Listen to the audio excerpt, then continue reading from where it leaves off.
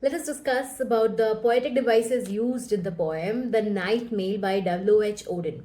So the first poetic device used is personification. As you know, personification is where we give human-like qualities to a non-living being. Okay, so here it is the train. So in the whole poem, you'll find lines that the train is being referred to as she. For example, I'll give you one example.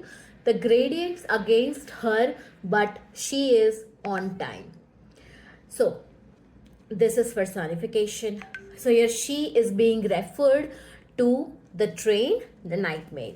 Next is assonance, which is the repetition of vowel sounds. For example, in the line, silent miles of wind bent grasses. So here the sound I is repeated. Next is alliteration. Alliteration, you know, it is a repetition of consonant sounds. For example, in the line, Cranston's or Crawford. So here it is repeated the k sound.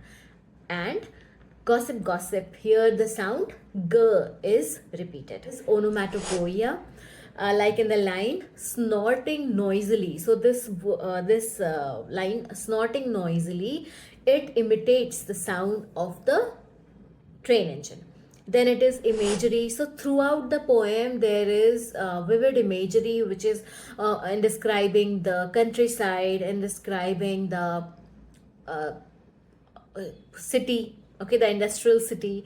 Then in describing the impact of the train night mail on the animals who are sleeping in the night. Poetic device that is used is symbolism. Symbolism is used to signify the ideas, the qualities. He is symbolizing duty, punctuality, hope. Okay, so the train arriving the next day early in the morning, it signifies, it symbolizes hope.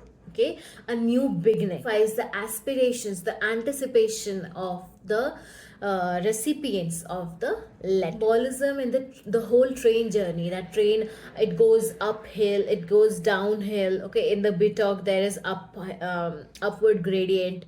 After covering all those things, still the train is on time. Kind of symbolism used for the human life also, that in our life also ups and downs, and still, but still we need to do our fulfill our duties and responsibilities.